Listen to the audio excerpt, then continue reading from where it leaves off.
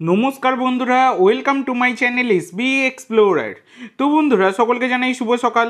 তো শুভ সকাল হলেও সাত সকালে কিন্তু একটা ঘটনা ঘটে গেল, যেটা হচ্ছে ভূমিকম্প হয়েছে। তোমরা যারা অনুভব করতে পেরেছো অবশ্যই সকলে কমেন্ট করে জানিও। সকাল 6:12 নাগাদ হয়েছে, কিছু সময়ের জন্য, সামান্য কিছু সময়ের জন্য।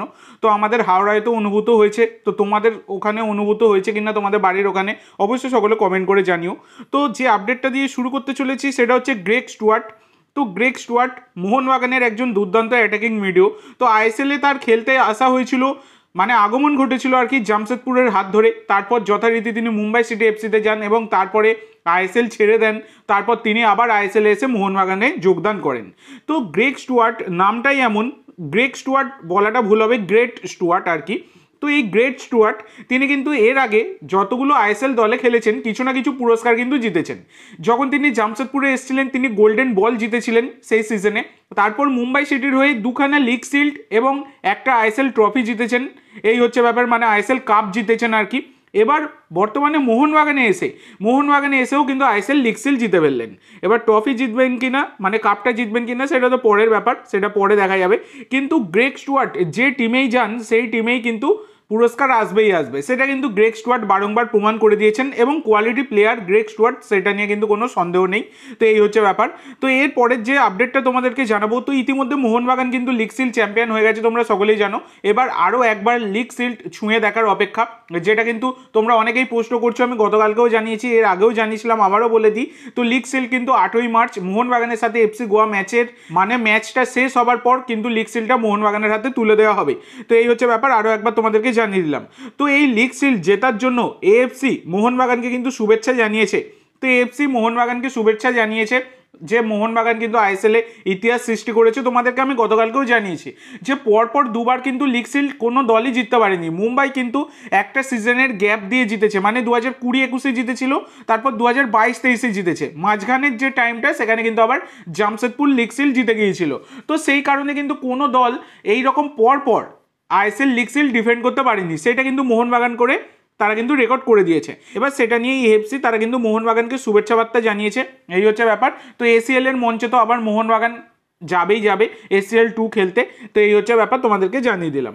তো এর পরবর্তী আপডেটে যাওয়ার আগে তোমাদের সকলের কাছে আমার একটাই অনুরোধ, যারা যারা চ্যানেলে প্রথমবার এসেছো অবশ্যই সকলে একটা করে সাবস্ক্রাইব করে দিও। সাবস্ক্রাইব করা সম্পূর্ণ ফ্রি, অবশ্যই সকলে একটা করে সাবস্ক্রাইব করে দিও। তোমরা সাবস্ক্রাইব করে রাখলে পরবর্তী ভিডিও বানানোর মোটিভেশন অনেক বাড়ে। তো এরপর তোমাদের যেটা জানাবো, এবার ভালো খেলার পুরস্কার জিতলেন দিমি পেত্তাতোস। তো ব্যাপারটা তোমাদেরকে বলে দিই। তো দিমির গোলে কিন্তু মোহনবাগান লিগ শিল্ড পেয়েছে, তোমরা সকলেই জানো। এতদিন ফর্মে ছিলেন না, প্রায় 2 মাসের মতো গোল পাননি। অবশেষে তিনি কিন্তু গোল পেলেন, এবং শুধু গোল নয়, একটা বিশাল গোল, জয় সূচক গোল, যার জন্য মোহনবাগান কিন্তু লিগ শিল্ডটা পকেটে পুরে নিল। তো এই দিমি পেত্তাতোস তিনি গোল করে এবং লিগ শিল্ড কনফার্ম করে দিমি পেত্তাতোস তিনি কিন্তু কেঁদে ফেলেছিলেন, যেটা কিন্তু দেখা গিয়েছিল, একটা আবেগে কান্নায় তিনি ভেঙে পড়েছিলেন। তো সেই দিমি পেত্তাতোস এবার পুরস্কার জিতলেন। তো আইএসএল এর টিম অফ দ্য উইক ঘোষণা হয়েছে, যেখানে কিন্তু বেস্ট কোচ মনোনীত হয়েছেন জোসে মলিনা, এবং তারপর লেফট উইং ফরওয়ার্ডে কিন্তু রয়েছেন দিমি পেত্তাতোস। তো দিমি পেত্তাতোস ভালো খেলার পুরস্কার অবশেষে তিনি কিন্তু পেয়ে গেলেন। তো এরপরে তোমাদের যে আপডেটটা দিতে চলেছি সেটা হচ্ছে এমবিএফটি থেকে তারা একটি ইঙ্গিত দিয়েছিল যে মোহনবাগান একজন ভার্সেটাইল সাইড ব্যাক খুঁজছে, এবং যে সাইড ব্যাক মানে ভার্সেটাইল প্লেয়ার আর কি, উইঙ্গার উইং ব্যাক দু রকম পজিশনেই তিনি কিন্তু খেলতে পারবেন। এবং যেটা নিয়ে কিছুটা ইঙ্গিত কিন্তু আব্দুল রবির দিকেও যায়। তো আব্দুল রাবিকে নিয়ে এর আগে অনেক আপডেট আমি দিয়েছি, লাস্ট 2 বছর ধরে মোহনবাগান কিন্তু আব্দুল রাবিকে টার্গেট করে রেখেছে, কিন্তু তাকে দলে পায়নি।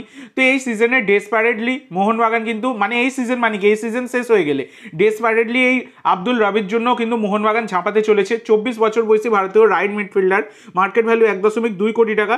তো রাইট মিডফিল্ড ছাড়া তিনি রাইট ব্যাক আর রাইট উইংয়েও খেলতে পারেন। তো তোমরা বর্তমানে দেখছো তিনি কিন্তু রাইট ব্যাক পজিশনেও মাঝে মধ্যেই খেলছেন, বেশ কিছু সময় ধরেই খেলছেন এই নতুন কোচ সামিল চেম্বাকাতের আন্ডারে। তো সেখানে কিন্তু বেশ ভালোই খেলছেন। তো এই আব্দুল রাবি তাকে কিন্তু দলে নিতে চাইছে মোহনবাগান, এইরকমই কিন্তু খবর বেরিয়ে আসছে। তো যদিও আব্দুল রাবি তার সাথে কিন্তু চুক্তি রয়েছে হায়দ্রাবাদ এফসির, কিন্তু চুক্তি থাকলে কি হবে, মোহনবাগান তোমরা সকলেই জানো এমন একটা ম্যানেজমেন্ট যারা কিন্তু পয়সার জন্য কোনো চিন্তা করে না, ভালো দল গড়ার জন্য তারা যা করতে হয় সেটুকু তারা কিন্তু করে। তো যেহেতু আবার লিগসিল মোহনবাগান জিতলো আর আবার ACL 2 এর মঞ্চে যেহেতু মোহনবাগান যেতে চলেছে, সেখানে কিন্তু বেস্ট থেকে বেস্ট টিম কিন্তু তারা আবার বানাবে। যেটুকু পজিশনে আর কি মেরামতের দরকার রয়েছে সেগুলো কিন্তু তারা করবে। তো সেক্ষেত্রে তারা আবার আব্দুল রাবিকে কিন্তু দলে নিতে একদম ডেসপারেটলি ঝাঁপাতে চলেছে। এবার দেখা যাক এই বিষয়ে পরবর্তীকালে কোনো রকম আপডেট এলে আবার তোমাদের সাথে আমি শেয়ার করে দেবো। তো আজকের জন্য এইটুকু বন্ধুরা, ভিডিওটি ভালো লাগলে অবশ্যই লাইক করো, শেয়ার করো, আমার চ্যানেলে প্রথমবার এসে থাকলে চ্যানেলটি সাবস্ক্রাইব করো আর কমেন্ট করে জানাও ভিডিওটি কেমন লাগলো। ধন্যবাদ।